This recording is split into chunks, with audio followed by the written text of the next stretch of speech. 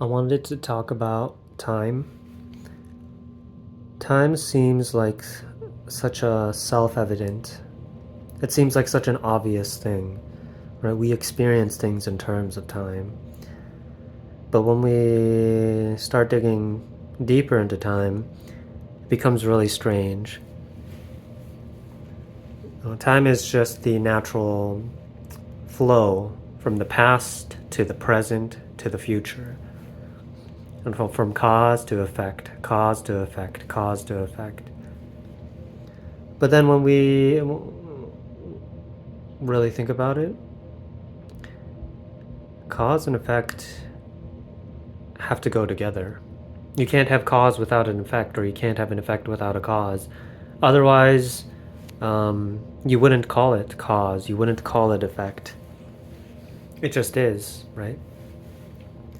But then that means that if cause and effect are actually mutual, right, they have to go together, that also means that there's no way to distinguish between them. There's no way to separate them, basically, right? Even though they're polar opposites, there's no way to separate one from the other. And that actually means that what we think of as the past, what we think of as the future, they're actually inseparable, right? They must go together. So what we think of as time is actually not, well, it's not how we think of. It's time is not actually what we think of as time.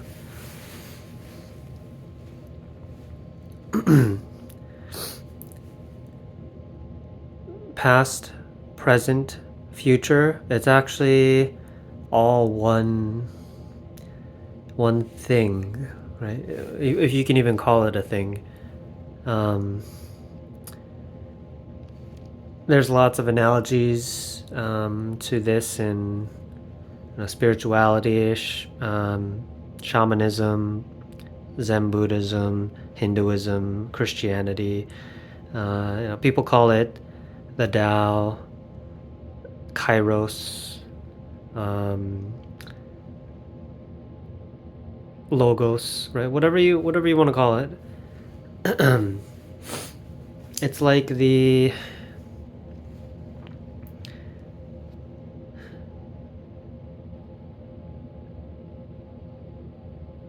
what we experience as time is not actually time. Right? What we think of as time is not actually time.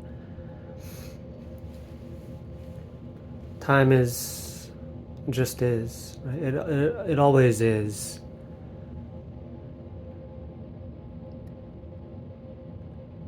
There's no, what would I call it? There's no movement. What we think of as moving, right? What we think of as moving from the past to the present to the future, that movement is actually illusory, right? It doesn't exist, right? That's just an illusion, right?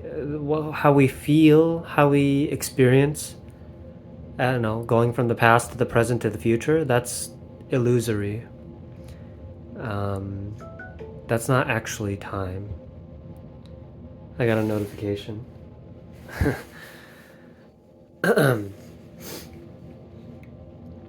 In the same way, what we think of as our ego, our identity, our separateness, is actually really illusory as well.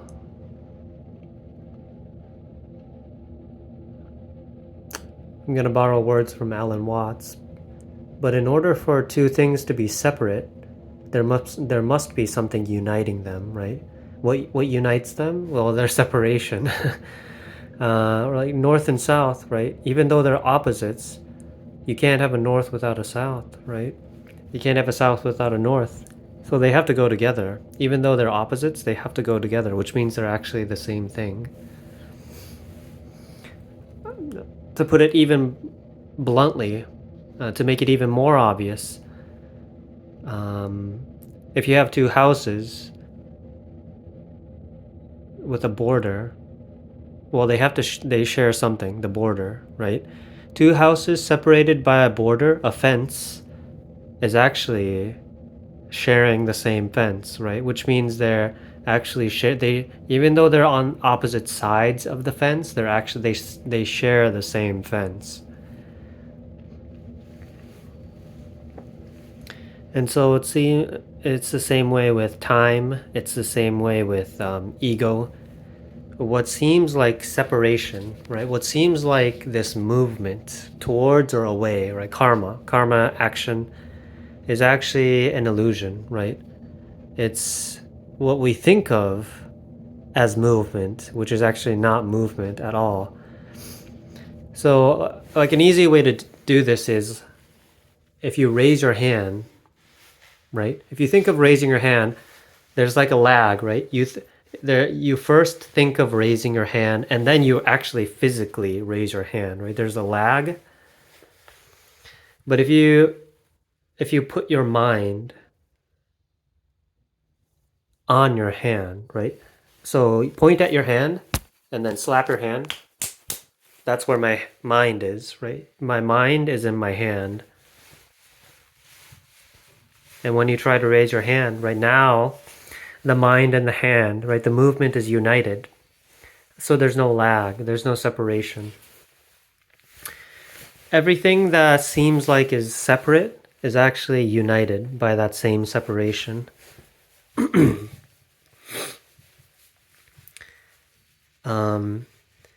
So when there's feelings of,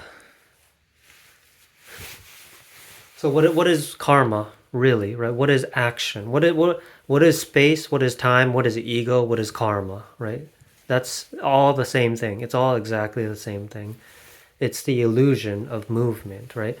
Time is the illusion from past to future, right? That's the illusion. Ego is the illusion of me and other, right? Self and other. Space is the illusion of left to right, up to down, right? It's all the illusion of karma, which is just action, right? Temporal, physical, mental action, right? It doesn't matter what action it is. But when you realize, well, it's not even realizing. When you truly experience the centering,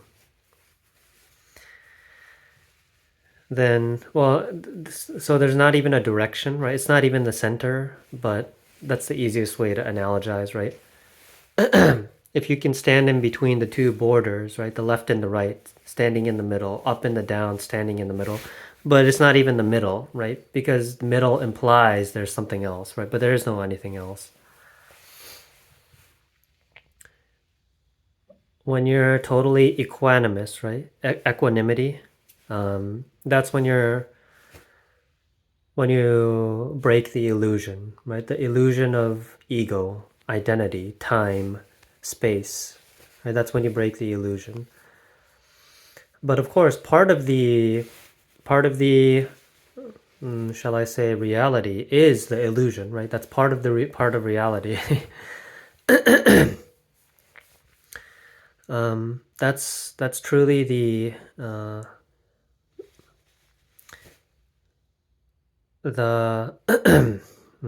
what's the beauty of humanity, of being a person, that we can tread both sides, that we can be left and right, we can be up and down, we can be heaven and earth, we can be divine and mortal, right?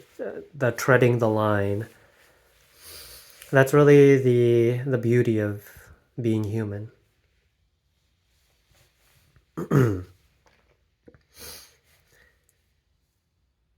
When people talk about enlightenment, there's many paths to enlightenment. I'm not an enlightened being by any means, but I've just seen glimpses. I've only seen glimpses of the peak.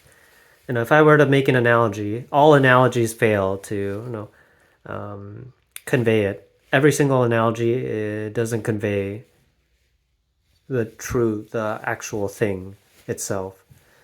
But just to make an analogy, if we think of enlightenment as the peak, right? There's many paths to get to the top of the mountain, but there's only one peak, right? Everyone reaches the exact same place. But then what do you do, right? What is there to do, right? Once you reach the top, the peak of all peaks, that's the beginning, right? That's the beginning. It's like when you clear a game, right? You totally clear the game, right? You clear all the side quests, main quests, character routes, right? You clear the fishing mini game, right? You clear everything, right? What's there left to do?